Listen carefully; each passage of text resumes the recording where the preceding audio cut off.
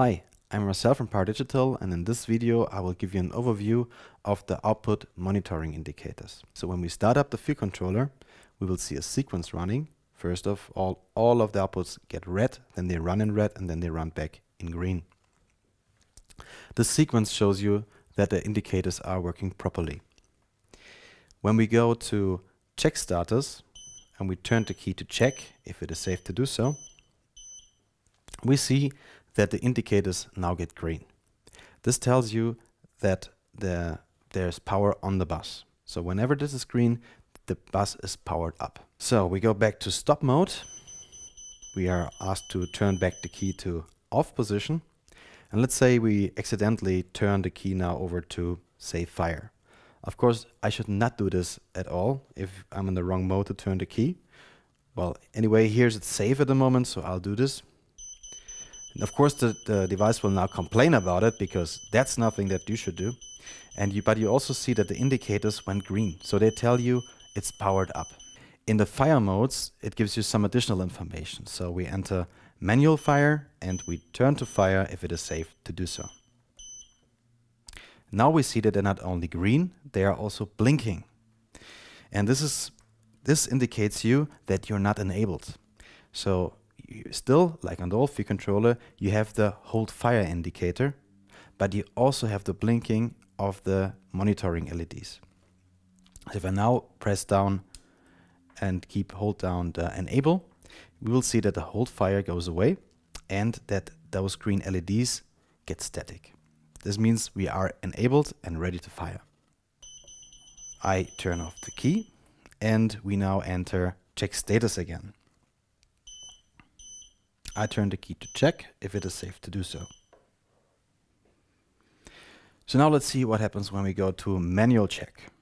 So enter manual check and we can now see a blinking of the LEDs. Each blinking means that there's ongoing communication on the bus, on the network. So what happens if we actually find also a module? This one here is set to 1.4, so I go to 1.4.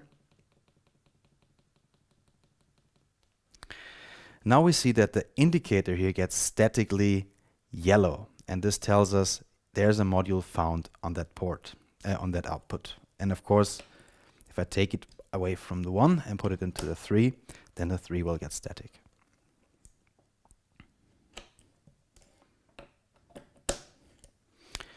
Similar, I turn off the key. Now I go to manual fire,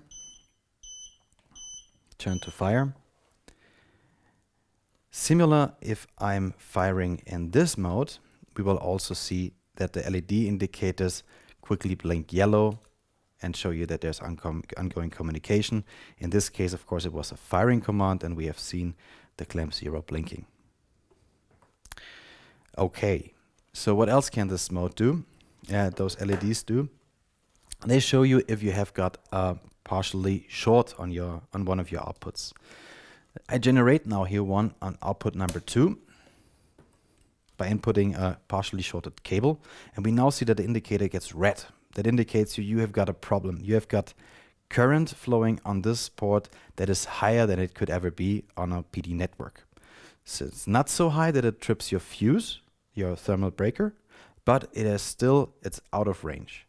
Behind each of the outputs, you've got a monitoring circuitry that is constantly checking the current consumption and the current limits, and it monitors here if you ever get over this current limit.